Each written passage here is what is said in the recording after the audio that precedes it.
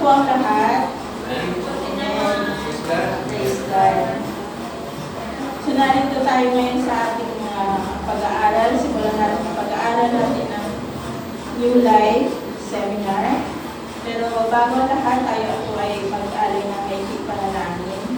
Yes, Lord. Hallelujah. Panginoon, maraming salamat po Diyos sa umaga ito na kami ay tinakoy niyo sa lugar nito upang sama-sama na makapag-aral ng salita, Panginoon. Nawa, Panginoon, na buksan niyo ang aming puso, ang aming isipan, Panginoon, na higit namin maunawaan ang nais mo iparating sa bawat isa sa amin, O Lord God. Itago niyo kami, Panginoon, sa iyong kapangyarihan na ikaw lang po ang may taas at maparangalan sa araw na ito. Purihin ka, O Diyos, sa pangalan ng Panginoong Jesus. Amen. Amen. So, narito tayo sa pag-aaral ng mga alituntunin o mga guidelines bilang isang Kristiyano. Una ng tinalakay ng ating mga kapatid, yung alituntunin sa pag-aasawa at sa paghahanap ng asawa.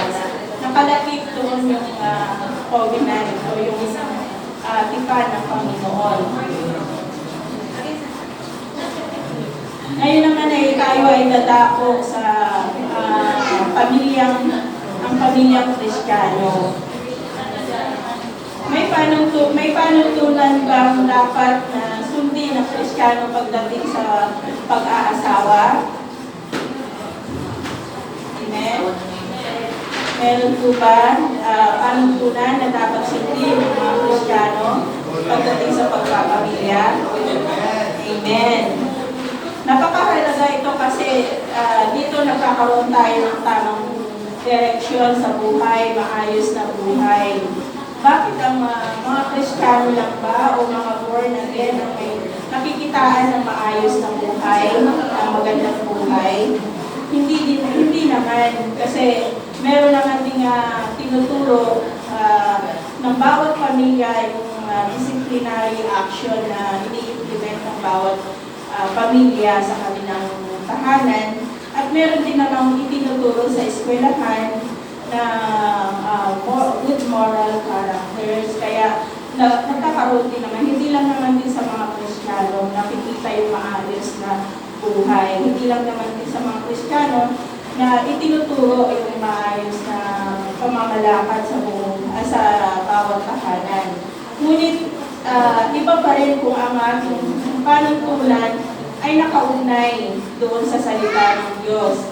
Nakaugnay yung pamantayan natin ay direktang nakalinya doon sa salita ng Diyos, sa kalooban ng Diyos, na nag-uugat sa pagkilala, sa pagtanggap, pag-ibig sa Panginoon at pananampalataya sa Panginoong Jesus. Na kung saan dito natin nalalaman yung kalooban ng Diyos, yung plano ng Diyos sa bawat isa.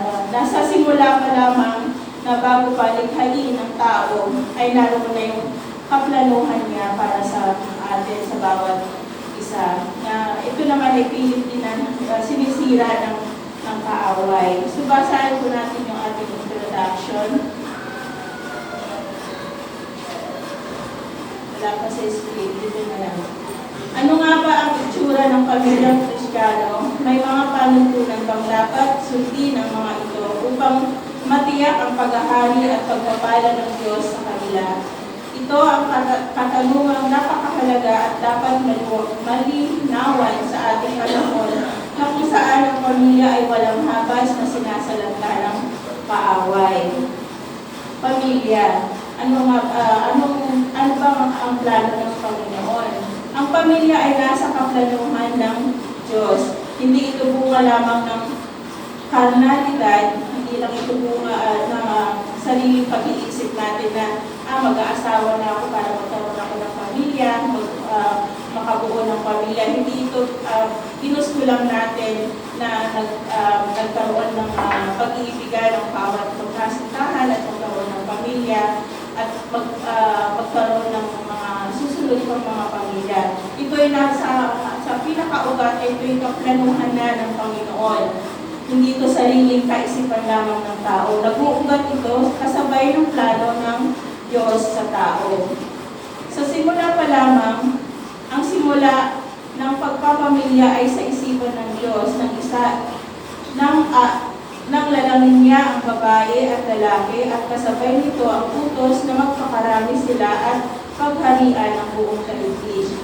Bakit nasa plano ng Panginoon? Bakit sa simula pa ay plinano na ng Panginoon na magkaroon ng pamilya? Dahil para sa tiyak na layunin. Basahin po natin yung Genesis 1:27 hanggang 28. Nilalang nga ng Diyos ang tao ayon sa kanyang larawan. Sila'y kanyang nilalang na isang lalaki at isang babae. At sila'y pinagpala niya. Sinabi niya, magpakarami kayo at punuin ninyo ang ng inyong mga anak ang buong daigdig at kayo ang mamahala nito. Bibigyan ko kayo ng kapangyarihan sa mga isda, sa tubig, sa mga ibon, sa impapawid, at sa lahat ng mga hayop na nasa ibabaw ng lupa. Nilalangan ng Panginoon ang isang lalaki, binigyan niya ng partner ng isang babae, at pinagpala niya at binigyan niya ng ibinigay sa kanila ang pamamahala sa daigdig. Ano ba ang layunin ng Panginoon? Dahil dito sa plano ng Panginoon, ang layunin niya ay ng Diyos sa simula pa lamang tiyak ang kanyang layunin para dito. Dito lamang matatagpuan ang kaganapan alinman sa alinmang pamilya. So alamin po natin ano yung layunin ng Panginoon. Ang una ay, sabi doon sa nabasa natin, ay pamamahala. Ibinigay ng Panginoon ang pamamahala sa tao. Sabi niya dito sa Genesis 1:28, kasama ng pagpapala ng Diyos ang unang mag-asawa ay kautusan sa pamamahala. Kasi itong nilikha ng Panginoon si Adan at Eva, ibinigay ng Panginoon ang utos na ikaw ang mamamahala dito sa lupa at ako ang bahala dito sa langit. Siya yung nagbigay ng mga pangalan ng bawat mga ibon, siya yung nagbigay ng mga pangalan sa lahat ng manilalang ng Panginoon. Ibinigay ng Panginoon sa tao ang pamamahala. Nais ng Diyos na sa pamamagitan ng pamilyang pinagpala niya ay mapamahalaan ng daigdig. Ito ba ay nangyayari sa lahat ng pamilya? Ito nga ba ay nangyayari sa lahat ng pamilya? Hindi, kasi hindi naman nakakasunod doon sa kalooban ng Panginoon. Napangyayari lamang ito kung tayo ay nakakaunay doon sa salita ng Diyos, doon sa ayon sa plinano ng Panginoon. Pangalawa, ano ang layunin ng Panginoon? Bakit nilayon niya na magkaroon ng pamilya? Mga anak na ituturing niya. Basahin po natin yung Malakias 2:15.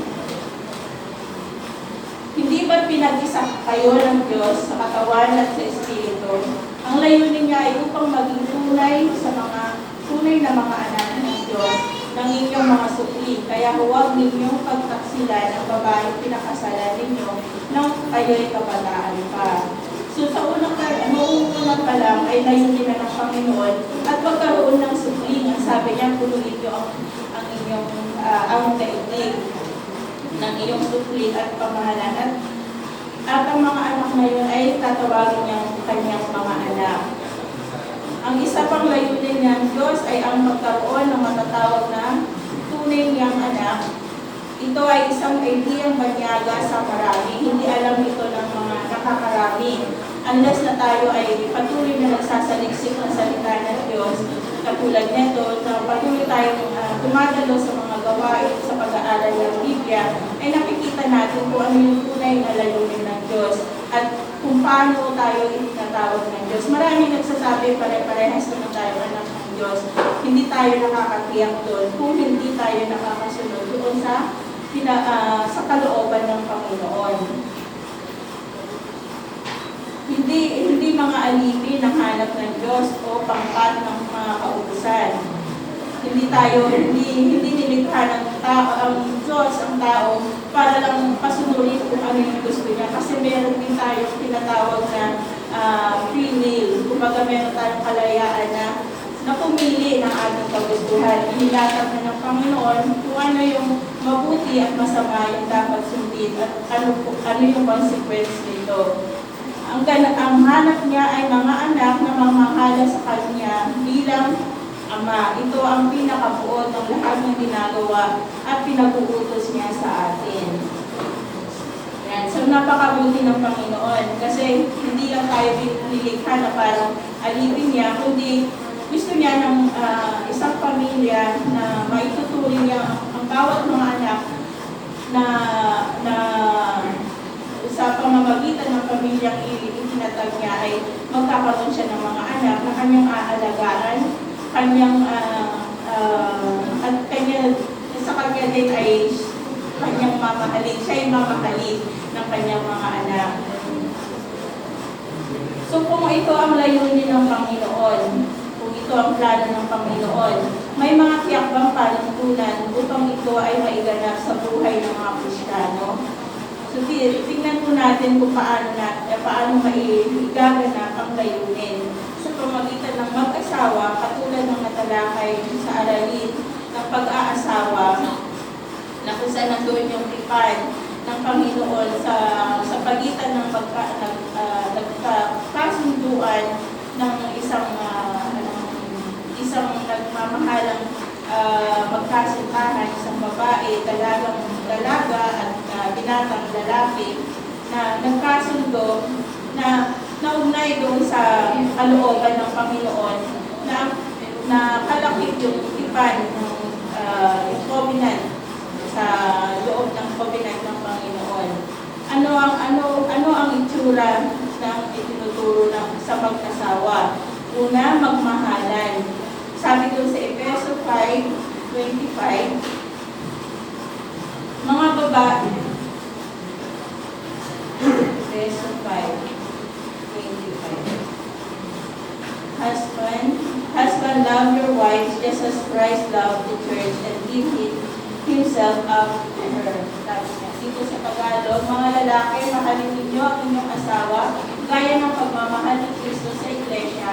Inihandog niya ang kanyang buhay para sa Iglesia. So kung kailangan ng lalaki, mahalin niya yung kanyang asawa ayon sa pagmamahal ng Diyos sa Iglesia. Mahal ng Panginoon ang Iglesia. Ano Iglesia tayo? Yung mga mananampalataya, yung itinatag ng Diyos na Iglesia, kung paano pamahalaan ng Panginoon Jesus ang Iglesia, ganun din dapat na ang pagmamahal ay ialay ng lalaki doon sa kanyang asawang babae. At ganun din naman na magpasakop din. Pangalawa, magpasakop at mamuno. Ayan. Sabi doon sa Efeso 5:22-23, mga babae, pasakop kayo sa sarili ninyong asawa tulad ng pagpapasakop ninyo sa Panginoon. Sapagkat ang lalaki ang ulo ng kanyang asawa tulad ni Kristo na siyang ulo ng Iglesia, ng kanyang katawan at siya ang tagapagligtas nito. So kailangan ang mga lalaki ay pamunuan niya ang kanyang pamilya ayon sa pamumuno ni Kristo sa kanya. At ganoon din ang babae, kailangan na magpasakop siya sa kanyang asawang lalaki katulad ng pagpapasakop ng kanyang asawa sa Panginoon Jesus. Ito ay nangangahulugan na sila ay kapwa lumalakad sa pagsunod kay Kristo at pagsunod sa Kanya ang basihan, ang pamumuno at pagpapasakop sa isa't isa. Kaya ang tanging limitasyon lamang ng mag-asawa ay yung pagsunod at pagsakop sa Panginoon. Kailangan na ang mag-asawa ay parehas na lumalakad ayon sa kalooban ng Diyos upang ang pagpapala ng Panginoon ay patuloy na dumagaloy at patuloy na magiging pagamit-gamit bilang instrumento na matupad ang layunin ng Panginoon sa bawat pamilya. Ang modelo ng pagmamahalan ng pag-aasawa na isang pagmamahal ni Kristo sa Iglesia, ito ang pamantayan ng Diyos at binigay niya ang kakayahan na ito ay iganap sa bawat Kristiyano. Ang sunod ay ang physical at sa taguyod. Praktikal ang kautosang itaguyod ang kapakalang pamilya. Ito ay dapat pagtulungan ng mag-asawa. Kailangan na pagtulungan ng mag-asawa yung na itaguyod ang kanyang pamilya. At hindi lang yung ating pamilya, pati yung mga nakaline up sa ating mga pamilya, katulad ng ating mga magulang, katulad ng mga pamangkin, or mga iba pa na nakalinya sa iyong pamilya. Dapat hindi natin sila pinababayaan. Anong sabi dito sa Timoteo 5:8? Praktikal ang kautusan na itaguyod ang kapakanan ng pamilya. Ito ay dapat na pagtulungan ng mag-asawa. Kailangan na pagtulungan na. Meron din sinabi dito na kapag hindi mo, kapag pinabayaan mo ang pamilya mo, mas matindi ka pa sa hindi mananampalataya para tumatalikod ka sa iyong pananampalataya.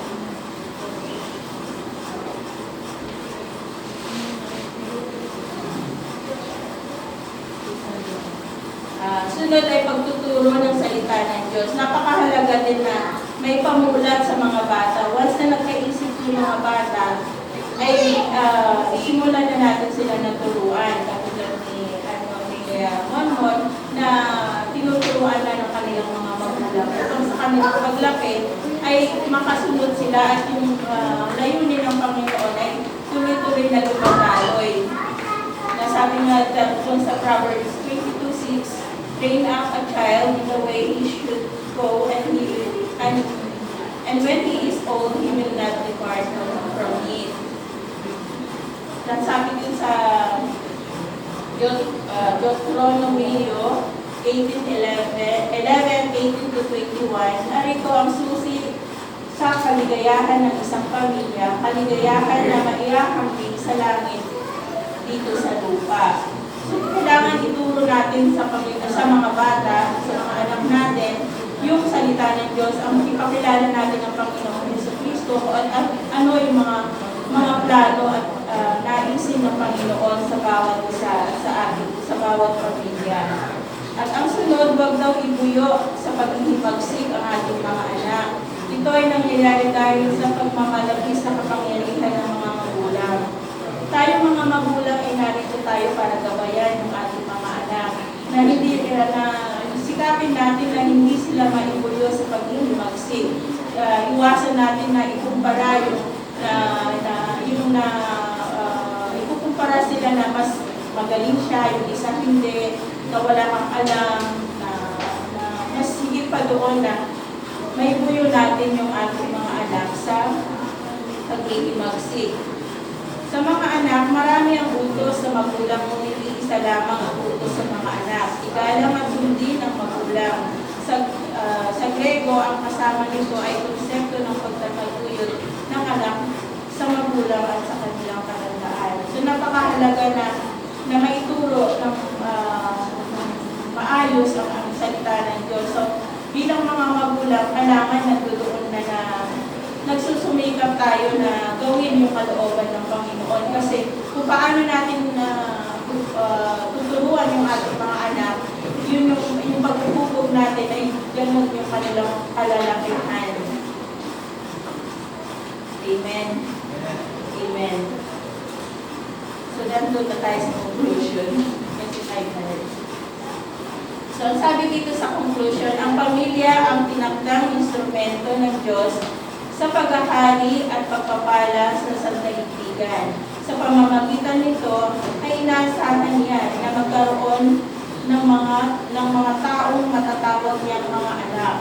So kailangan gawin natin yung ating kakayahan with the power of the Holy Spirit na may turo sa ating mga anak para maging instrumento sila, tayo, sa loobin ng Panginoon.